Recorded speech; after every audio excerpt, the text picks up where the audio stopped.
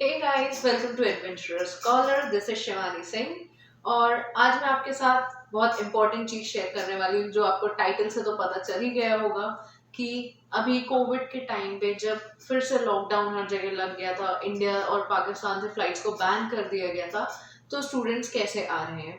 मेरी एक friend recently उसने वाया सर्बिया थर्ड रूट के थ्रू ट्रैवल किया है, तो हम उससे उसका एक्सपीरियंस जानेंगे कि क्या क्या उसने प्रॉब्लम्स फेस की, उसने कैसे बुकिंग्स करवाई, एक्सेट्रा एक्सेट्रा। सो हम वेलकम करते हैं कमल का। वेलकम कमल। सबसे पहले तो welcome to Canada. Thank you. So आज के वीडियो में हम आपसे पूछेंगे कि आपकी जर्नी कैसे रही, आपने क्या क्या प्रॉब्लम्स फेस की और आप यहाँ तक फाइनली कैसे पहुंचे। सबसे पहले मेरा क्वेश्चन है कि आपने साइबेरिया वाला रूट ही क्यों चूज किया। एक्चुअली शिवानी, मैंने यहाँ आने से पहले बहुत सर्च की थी। मैंने इथोपिया के थ्रू, मस्कट के थ्रू, मैक्सिको के थ्रू और सर्बिया के थ्रू सारे रूट्स जो थे मैंने देखे थे, लेकिन सर्बिया एक ऐसा था जहाँ पे मुझे किसी वीज़ा की नीड नहीं थी, कोई ट्रांजिट वीज़ा या किसी भी वीज़ा की जो थी रिक्वायरमेंट नहीं थी। तो मुझे लगा था कि ये सबसे जल्दी होने वाला प्रोसेस है, तो इसलिए मैंने सर्बिया सेलेक्ट किया था। ओके फिर आपको वहाँ पे मतलब कुछ प्रॉब्लम्स फेस करनी पड़ी सर्बिया में। नहीं, एक्चुअली सर्बिया में तो कोई प्रॉब्लम्स नहीं आई, लेकिन हाँ, जब मैं दिल्ली से चली थी तब थोड़े क्वेश्चनिंग थी उनकी दिल्ली इमिग्रेशन की, कि तब थोड़ी मुझे प्रॉब्लम्स आई थी। जैसे एकदम से उन्होंने मुझे से कुछ क्वेश्चन पूछे ऐसे, या कुछ डॉक्यूमेंट्स मांग लिए उन्होंने। तो क्वेश्चंस किस टाइप के थे और डॉक्यूमेंट्स कौन कौन से मांगे आपसे। डॉक्यूमेंट्स का था, जैसे ही मैं एंटर किया डॉक्यूमेंट्स, उन्होंने मेरे से पूछा कि अपनी कतर एयरवेज जो टिकट थी वो दिखा दीजिए, कोविड टेस्ट दिखा दीजिए एंड ट्रैवल इंश्योरेंस। बाकी सब मेरे पास था, लेकिन मुझे ट्रैवल इंश्योरेंस का कोई आइडिया नहीं था।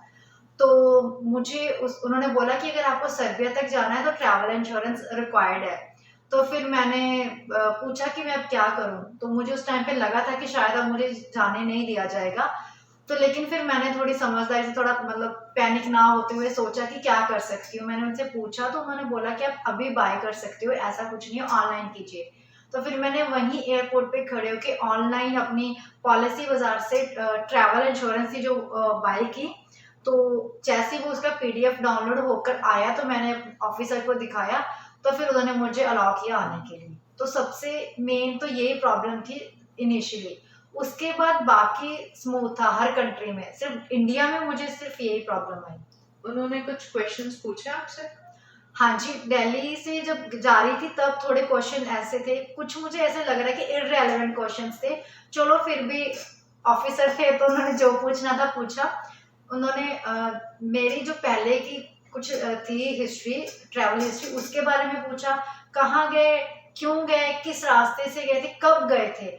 तो ऐसे ऐसे क्वेश्चंस पूछे थे, तो जिनका मुझे लगा था कि इस रूट के साथ कोई मतलब लेन देन नहीं था। उन्होंने मेरे से ऐसा कुछ नहीं पूछा कि कॉलेज कौन सा है, कौन सा कोर्स है, क्लासेस चल रही हैं कि नहीं। बट चलो, जो भी था उन्होंने क्वेश्चंस पूछे, मैंने आंसर किया। ओके सो मेरा नेक्स्ट क्वेश्चन है कि आपने इंडिया में कोविड टेस्ट कहाँ से करवाया और कितने आवर्स पहले करवाया। शिवानी, मेरा आने का जो सीन बना था वो बिल्कुल एक रात पहले बना था। तो मैंने पहले चंडीगढ़ में पता किया था। चंडीगढ़ में उन्होंने बोला कि आपको जो आपकी कोविड का टेस्ट की रिपोर्ट है, रिजल्ट है, वो 24 आवर्स में मिलेगा। तो इतना टाइम नहीं था मेरे पास। तो मैंने डायरेक्टली दिल्ली एयरपोर्ट पे गई, वहीं पे जाके मैंने टर्मिनल 3 पे अपना जो कोविड टेस्ट था वो करवाया, क्योंकि वहां पे सिर्फ 6 आवर्स में जो आपकी कोविड टेस्ट का रिजल्ट है वो मिल जाती है, उसकी रिपोर्ट। तो मैंने वहीं पे करवाया था, एयरपोर्ट पे।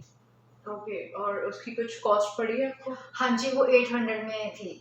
ओके सो मेरा नेक्स्ट क्वेश्चन है, आपने कौन कौन सी एयरलाइंस चूज की ट्रैवल के लिए और कितने स्टॉपेजेस पड़े आपको उसमें।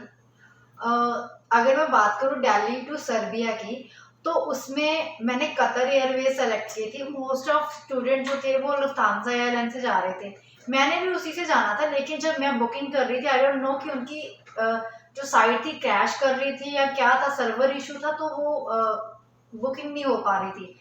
तो मैंने कोई और ऑप्शन देखा कि सर्बिया कैसे जा सकते हैं। तो एक और ऑप्शन था कतर एयरवेज। तो कतर एयरवेज में मैंने देखा, उसमें 2 स्टॉपेज थे। फर्स्ट जो था दोहा में, वहां पे 2 घंटे का लेओवर था। और नेक्स्ट जो था ग्रीस में, वहां पे 7 आवर्स का जो था लेओवर था। उसके बाद फिर सर्बिया था। ओके, सो लेओवर्स में कुछ इशू नहीं ज़्यादा, मीन्स आपसे कोई वीज़ा वगैरह की रिक्वायरमेंट नहीं होती वहाँ पे? नहीं शिवानी, एक्चुअली क्या था कि जितने भी लेओवर्स है ना वो 12 घंटों के कम थे, क्योंकि आप किसी भी कंट्री में जाते हो वहाँ पे अगर आपका 12 आवर से ऊपर रहता है लेओवर, तब आपको वहाँ का ट्रांजिट वीजा रिक्वायर्ड रहता है। तो मेरे लेओवर कम थे तो मुझे किसी भी वीजा की रिक्वायरमेंट नहीं थी वहाँ पे। ओके, फिर आप सर्बिया से कनाडा कैसे आए? सर्बिया से कनाडा के लिए मैंने टर्किश एयरलाइन से बुक किया था, लेकिन ये मैंने पहले टर्किश एयरलाइन की वेबसाइट से चेक किया था, वहाँ पे 60,000 की पड़ रही थी मुझे। तो मैंने सेम एयरलाइन की टिकट देखी फ्लिपकार्ट पे, तो वहाँ पे मैंने एक दो कूपन्स वगैरह लगाकर 53 की पड़ी। तो उसमें सिर्फ और सिर्फ एक ही स्टॉपेज था, वो था इस्तांबुल, और इस्तांबुल में सिर्फ 3 घंटे का लेओवर था, तो उसके बाद डायरेक्ट टोरंटो। ओके, सो अब मैं पूछना चाहूंगी आपसे सर्बिया के स्टॉपेज के बारे में। आप सर्बिया में रुके, अगर रुके तो कितने दिन रुके, और फिर वहाँ पे भी आपको कोविड टेस्ट करवाना पड़ा क्या, और उसकी कॉस्ट क्या थी? वहाँ पे अपने रुकने में मतलब कितना टाइम लगा, और कहाँ से बुकिंग्स वगैरह करवाई? सर्बिया में मैंने 3 दिन का जो था रुकने का प्लान किया था, क्योंकि एक तो ये था कि मैं रिस्क नहीं लेना चाहती थी, मुझे ज़्यादा नॉलेज नहीं थी कि कितने टाइम लगेगा टेस्ट को होने में और रिजल्ट आने में, और मैं रिस्क नहीं लेना चाहती थी। तो इसलिए मैंने 3 नाइट्स का जो था वहाँ पे प्लान कर लिया था कि मैं 3 नाइट्स रुकूंगी। और मैंने इंडिया से ही अपने होटल की बुकिंग थी करवाई थी, वो करवाई थी bookings.com से। तो वहाँ से मैंने सबसे पहले यही सर्च किया था चीपेस्ट होटल, तो उसमें मुझे ट्यूलिप मिला था, लेकिन उसकी रेटिंग बहुत अच्छी थी वहाँ पे। तो मैंने वो सेलेक्ट किया। 3 नाइट्स का इंडिया के हिसाब से वो 15,000 था ओनली। तो वो बहुत मतलब बजट में था काफ़ी, तो मैंने वही सेलेक्ट किया। इंडिया से बुकिंग हुई थी।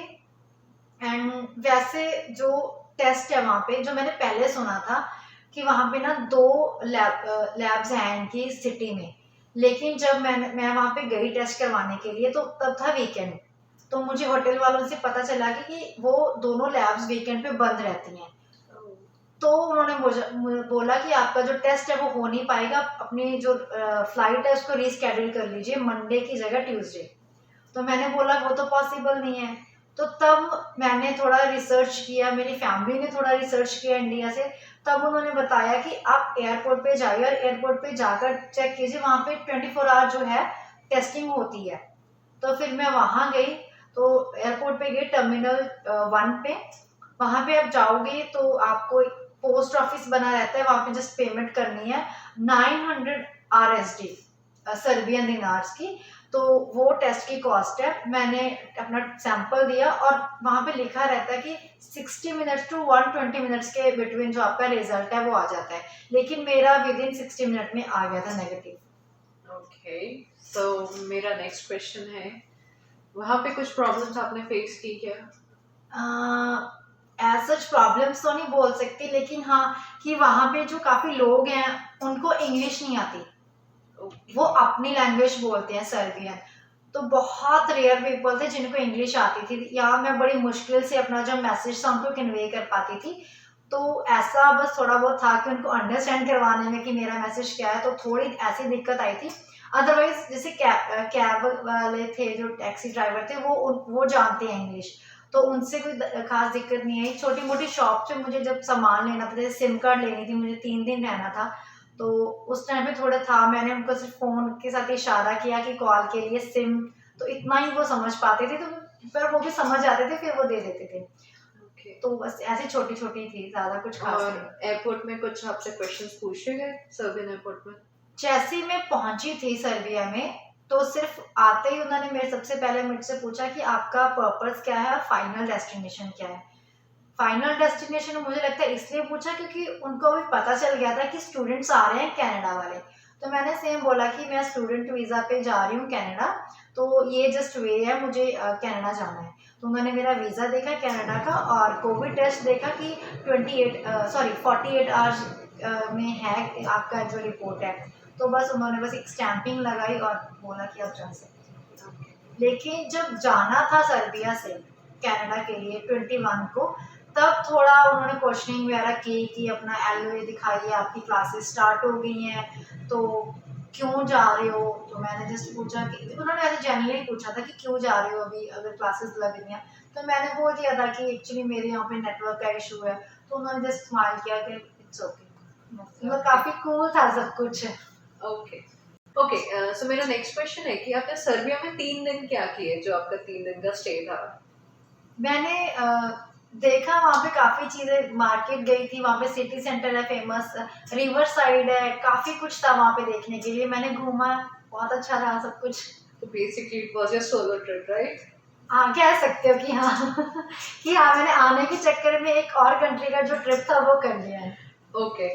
सो अब आते हैं इमिग्रेशन पे। मींस इस चीज से सबसे ज्यादा स्टूडेंट्स घबराते हैं कि हम जब पहुंचेंगे, लैंड करेंगे कनाडा या टोरंटो एयरपोर्ट में, तो क्वेश्चंस कैसे हो सकते हैं, कहीं कुछ डिफिकल्ट क्वेश्चंस पूछते हैं या क्या? तो आपसे कौन कौन से क्वेश्चंस पूछे गए? जब मैं यहाँ आने वाली थी मैंने भी बहुत सारी वीडियोस देखी थी कि लाइक कि क्या क्या पूछते हैं क्या क्या नहीं। मैं खुद मतलब पूरे हर वीडियो को देख रही थी।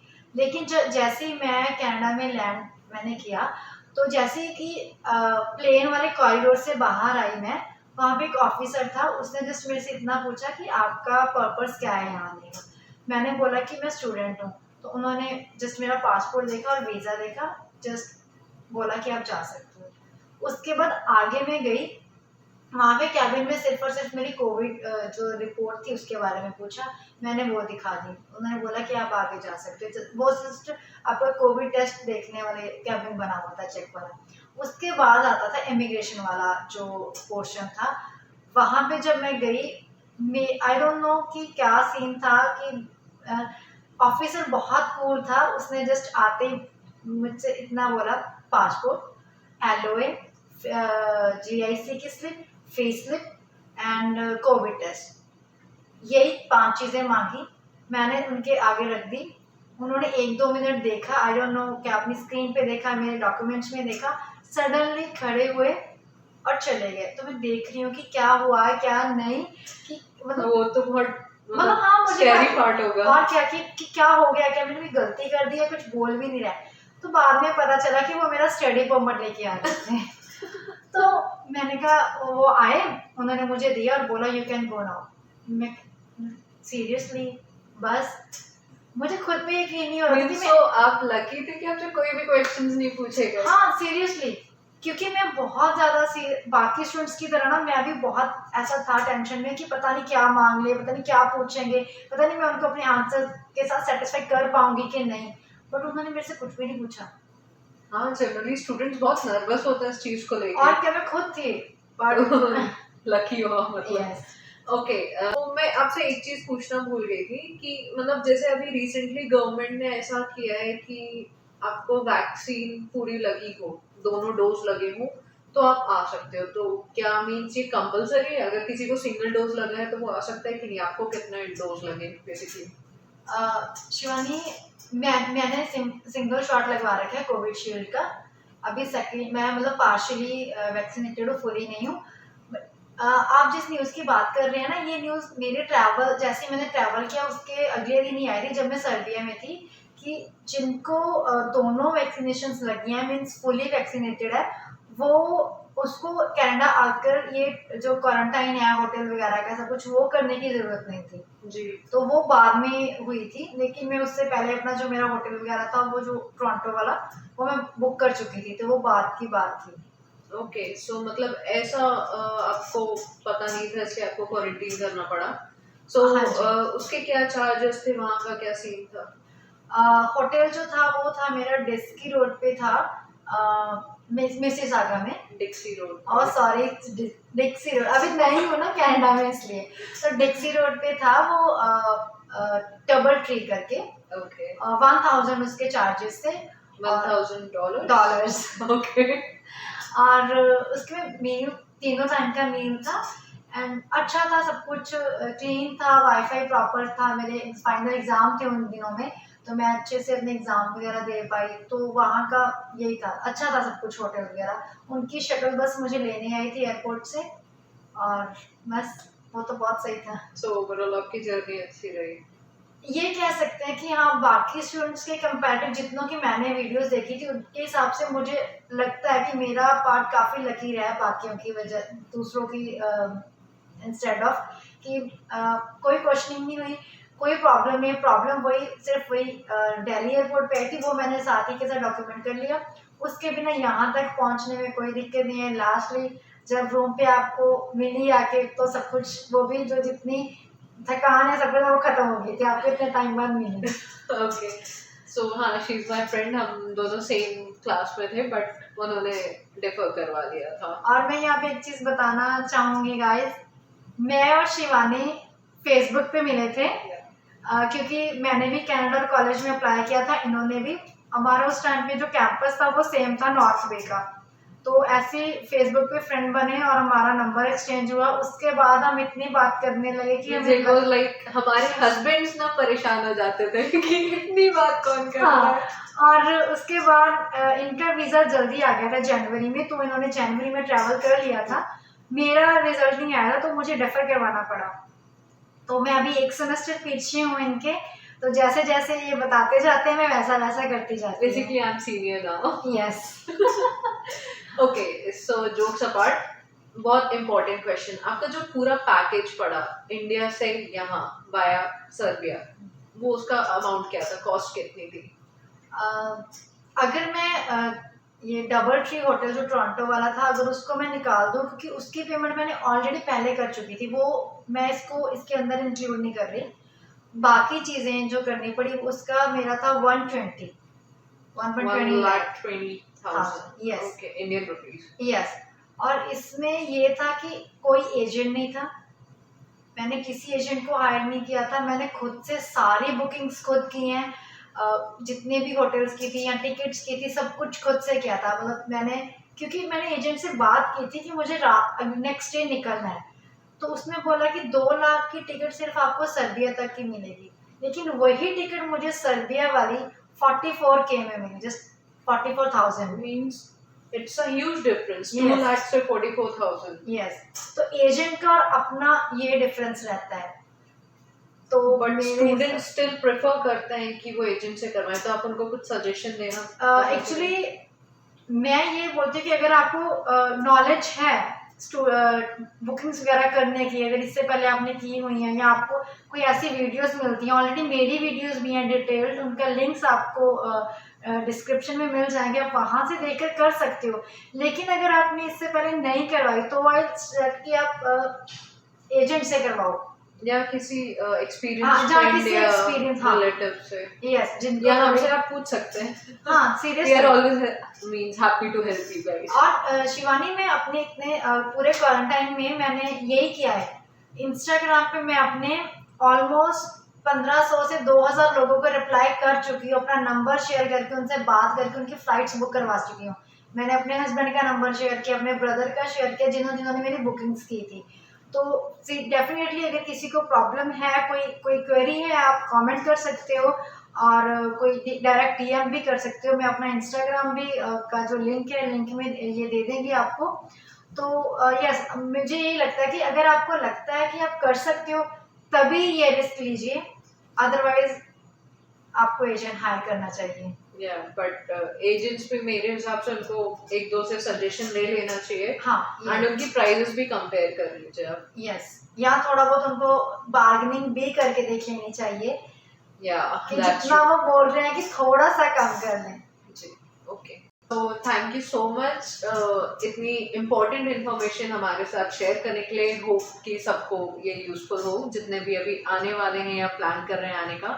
Thank you so much. It's okay Shivani, ये तो मुझे था कि अगर मैं पहुंची हूँ, मेरे जैसे जितने भी स्ट्रक हो रखे हैं सब स्टूडेंट्स आ जाएं, यही सबके लिए अच्छा रहेगा। Thank you so much. So ये थी कमल, उन्होंने आई होप आपके साथ बहुत इंपॉर्टेंट और यूजफुल इन्फॉर्मेशन शेयर की जो आपके बहुत काम आएगी, आपके फ्रेंड्स के। अब नेक्स्ट वीडियो में मैं आपको बताऊंगी कि कमल का हमने कैसे सिन नंबर के लिए, that is social insurance number, उसके लिए अप्लाई किया, हमें सिन नंबर कैसे मिला, उनका बैंक अकाउंट कैसे ओपन करवाया, प्रेस टू एंड जो दूसरी इंपॉर्टेंट चीज़ें हैं जो स्टूडेंट्स को आते ही साथ करनी पड़ती हैं उसके बारे में। सो बाकी की इंफॉर्मेशन जानने के लिए और नोटिफिकेशन के लिए आप प्लीज सब्सक्राइब करें, लाइक करें, ताकि हमें और सपोर्ट मिलता रहे। Thank you.